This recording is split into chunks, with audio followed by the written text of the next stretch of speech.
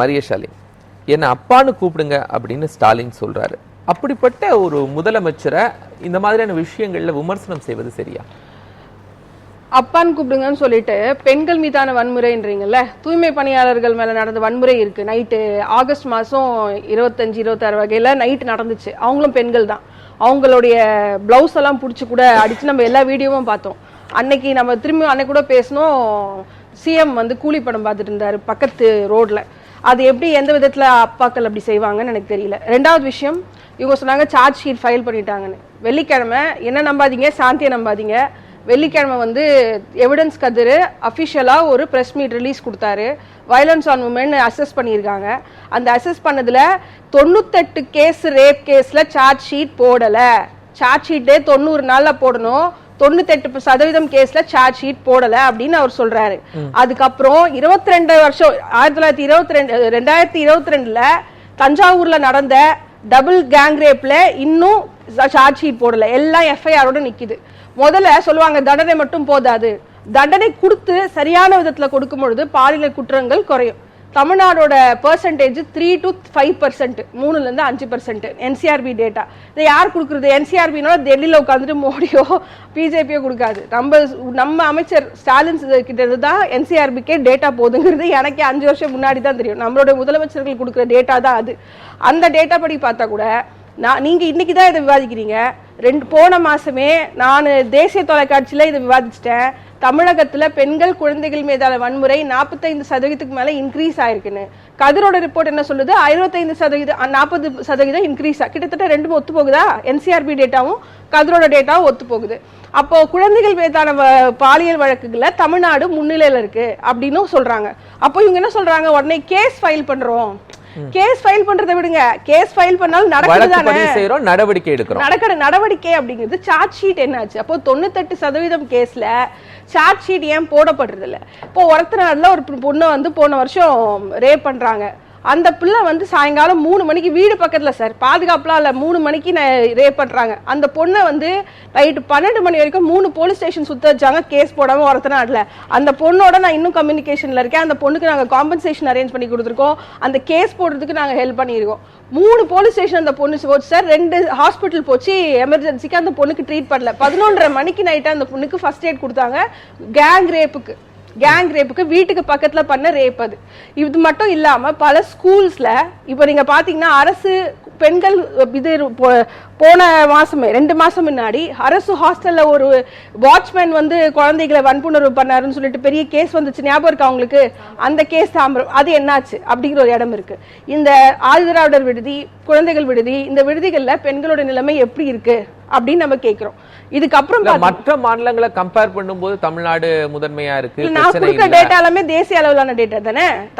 நம்ம தேசிய அளவிலான டேட்டா தமிழ்நாடு தான் போக்சோல அதிகமா இருக்குன்னு சொல்றாங்க, பெண்கள் மீது அதிகமா இருக்குங்கிறாங்க.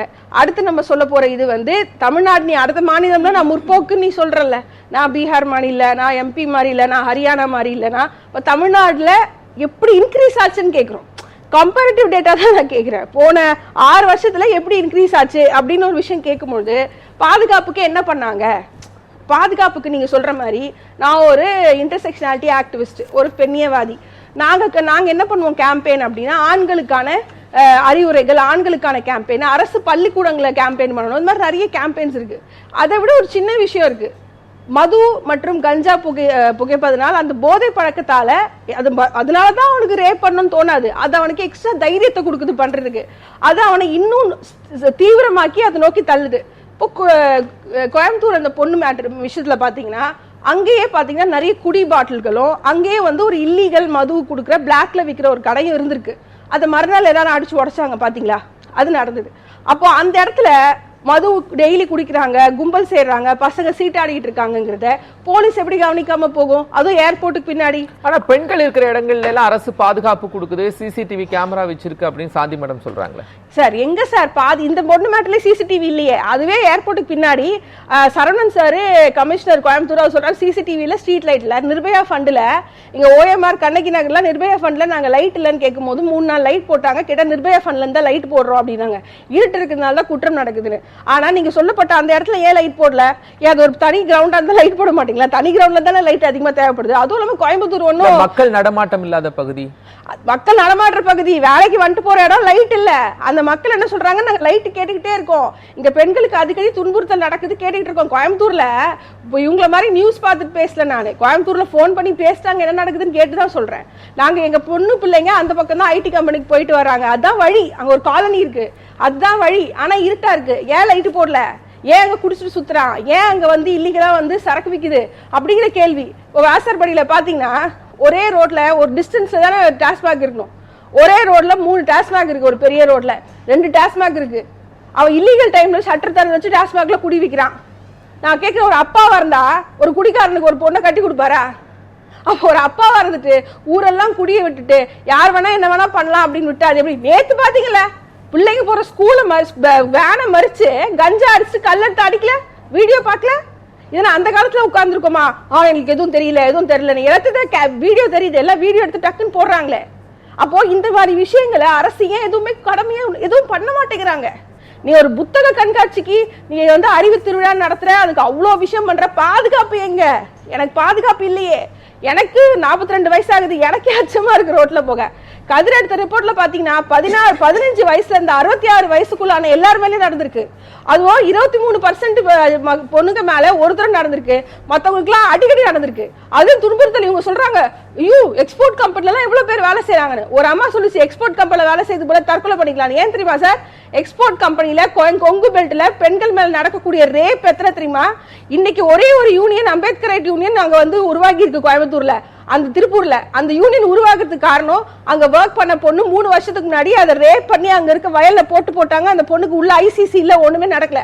அங்க வேலை செய்யற பெண்களா சேர்ந்து ஒரு யூனியன் ஆரம்பிச்சாங்க, எங்களுக்கு இங்க பாதுகாப்பு இல்லைன்னு சொல்லிட்டு. கொங்கு பெல்ட்ல, அப்புறம் திருவள்ளூர்ல, காஞ்சிபுரம்ல, செங்கல்பட்டுல வேலை செய்யற எக்ஸ்போர்ட் கம்பெனில வேலை செய்யற பெண்கள் எல்லார்கிட்டயும் நான் பேசியிருக்கேன். அங்க ஐசிசி பல இடத்துல இல்ல. இரவு நேர பெண்கள் வேலைக்கு கூட அனுமதி அப்படிங்கிற ஒரு அஷூரன்ஸை அந்த ரிப்போர்ட் படி தான் அனுமதி கொடுப்பாங்க சார். எனக்கு நாளைக்கு எனக்கு வழியே கிடையாது. நான் எங்க கொலை நடந்திருக்கோ, எங்க ரேப் நடக்குதோ அங்கதான் என் பொம்பளை கிரைம் ரிப்போர்ட்டை பார்த்து, பெண்களுக்கு எதிரான கிரைம் ரிப்போர்ட்டை பார்த்து தான் முதலமைச்சரே இரவு நேர பணிக்கான அனுமதி. அவங்களுக்கு இன்வெஸ்ட்மெண்ட் வரணும். அவங்களுக்கு என்ன, இந்த மோஸ்ட் ஆஃப் தி கம்பெனிஸ் ஒருவேளை ரிப்போர்ட்ல பெண்களுக்கு எதிரான கிரைம் அதிகமா இருக்குன்னா இந்த மாதிரி அனுமதியை கொடுத்தாங்க. அவங்க ஒரு ரிப்போர்ட் வச்சிருக்காங்க, அதுல பெண்களுக்கு எதிராக எதுவுமே நடக்கல அப்படிங்கிற மாதிரி ஒன்னு போடுறாங்க. அதுவே ஒரு வந்து போகஸ். ஏன்னா அந்த ரிப்போர்ட் இருந்தாதான் கம்பெனிஸ் எஸ்டாப்லிஷ் பண்ண முடியும். ஒன்னு கிரீன் ஜோனா இருக்கணும், கல்ச்சரல் இஷ்யூஸ் நடக்கக்கூடாது, காஸ்ட் இஷ்யூஸ் நடக்கக்கூடாது, ரயட் ஜோனா இருக்கக்கூடாது, பெண்களுக்கு சேஃப்னு ஒரு ரிப்போர்ட் வந்தாதான் இங்க வந்து உங்களுக்கான அந்த கம்பெனி நைட் ஃபுல்லா நடத்துறதாகும். இப்ப திருவள்ளூர்ல இருக்கிற எல்லாமே ஸ்வெட் ஷாப்ஸ். நீங்க சொல்லக்கூடிய ஒரு கம்பெனி ஸ்வெட் ஷாப்ஸ். பெண்களே அதிகபட்சம். நீங்க சொல்றீங்களா பாலியல் வன்முறை மட்டும் தான் பாதுகாப்பா? எத்தனை பேர் 12 மணி நேரம் வேலை செய்யறாங்க? ஃபாக்ஸ்கான்ல என்ன ஆச்சு சார்? ஃபாக்ஸ்கான் அவ்வளவு பெரிய போராட்டம் பண்ணாங்க, பெண்கள் போராட்டம் பண்ணாங்க. அந்த ஃபாக்ஸ்கான் போராட்டத்தை யாரு முடக்குனா? தமிழக அரசு, திமுக அரசு தானே முடக்குச்சு. ஒரு கம்பெனியும் பெண்களுக்கு பாத்ரூம் போக கூட டைம் இல்லாம தானே ஒர்க் பண்றாங்க. நீங்க போய் கேட்டீங்களா உங்களுக்கு என்ன பணி பாதுகாப்பு இங்க இருக்குன்னு சொல்லிட்டு? Most of them are blue collar ladies. most of them belong to Bahujan, Dalit, Adivasi. யாரும் உயர் காஸ்ட் கிடையாது. பாதிக்கப்படுறது எல்லாமே இந்த மாதிரி லேடிஸ் தான். இந்த மாதிரி சிஸ்டமேட்டிக் அப்ரோச் பத்தி எனக்கு நீங்க கம்பெனிஸை கவனிக்கணும், உள்ள ஐசிசி இருக்கா பார்க்கணும். ஐசிசி இருக்கா தெரியுமா? நீங்க இவ்வளவு சொல்றீங்களே, கன்சர்வன்சி ஒர்க்கர்ஸ், துப்புரவு தொழிலாளர்கள் வேலை நிரந்தரம் வேணும்னு கேட்டாங்க. எதுக்கு மெயினா கேட்டாங்க தெரியுமா? சம்பளம் தவிர. ஒரு கான்ட்ராக்டர் கையை பிடிச்சிட்டு இருக்கிறான், செக்ஷுவலா ஹாரஸ் பண்றான். எங்களுக்கு ஒரு அம்மா தண்டையார்பேட்டையில கொளுத்திக்கிச்சு. அந்த நியூஸ் எல்லாம் உங்களுக்கு வராது. அதெல்லாம் தரவு, புள்ளி விவரம் தான். என் பொண்ணா, எங்க மக்கள் எல்லாம் புள்ளி விவரமா, நம்பரா, பர்சன்டேஜா? உயிர் இல்ல அது. யார்கிட்ட போய் சொல்லாது சொல்லு. கான்ட்ராக்ட் கிட்ட போனா நீ போய் கார்பரேஷன்ல கேளுன்றான், கார்பரேஷன் கிட்ட போனா எனக்கு சம்பந்தம் நான் கான்ட்ராக்ட் விட்டேன்றான். அத்தனை ஆயிரம், ஒரு 2 வாரத்துல 5000 பேர் இருக்காங்க. தமிழ்நாட்டுல மட்டும் 50,000 பெண்கள் இருக்காங்க ஊழியர்கள், துப்புரவு பணியாளர்கள். எத்தனை நாள் இன்னைக்கு ஒரு அம்மா புக் பண்ணிருக்கு தெரியுமா? 50 வயசு அம்மா, 25 வயது பையன் நான் துப்புரவு பணி இப்ப செய்யும் பொழுது என்ன இது பண்ணிட்டாரு. இன்னைக்கு நியூஸ் வந்து நியூஸ படிக்கணும். இவங்க சொல்றாங்க போலீஸ் வந்து கண்டுபிடிச்சு, போலீஸ் வந்து கண்டுபிடிச்சு போச்சு கோயம்புத்தூர்ல. போலீஸ் எங்க வந்து கண்டுபிடிச்சு போச்சு கோயம்புத்தூர்ல? அந்த பொண்ணு ஒரு வாலை ஏறி குதிச்சு, அந்த வால் மேல ஏறி அந்த வீட்டுக்குள்ள போய் காலிங் பெல் அடிக்காம அந்த மொட்டை மாடிக்கு போய், அந்த மொட்டை மாடில இருந்து பக்கத்து வீட்டுல குதிச்சு அங்க போய் அடிச்சு அவங்கள கூப்பிட்டு அவங்க அந்த பொண்ணுக்கு மாத்திக்க ட்ரெஸ், மருந்து, தண்ணி எல்லாம் கொடுத்து அப்புறம் போலீஸ் கிட்ட போன் பண்ணி சொன்னோடனே போலீஸ் அங்க வந்து அந்த பொண்ணை கூப்பிட்டுருக்கு. இது ஹிந்து ரிப்போர்ட். ஹிந்து என்றாம் வந்து ஸ்டாலின் க்ளோஸா தானே இருக்காரு. இதுல யார் ரிப்போர்ட்டா இது? இது தி ஹிந்துல வந்த நியூஸ் தானே, இந்தியன் எக்ஸ்பிரஸ்ல வந்த நியூஸ் தானே. இவங்க சொல்றாங்க போலீஸ் வந்து நடவடிக்கை எடுத்து. என்ன நடவடிக்கை எடுத்து? லா அண்ட் ஆர்டர்ல ரோந்து போனீங்களா நைட்ல? ஒரு பொண்ணு சட்டை இல்லாம ட்ரெஸ் இல்லாம ரோட்ல பாவம் நிர்வாணமா போயிருக்குன்னா அதை கூட கவனிக்காத அளவுக்கு தான் ரோந்து இருக்கா? என்னமோ நீங்க மெட்ரோ சிட்டின்னு தானே கோயம்புத்தூர் சொல்றீங்க, டெவலப் பண்ணிட்டோன்னு.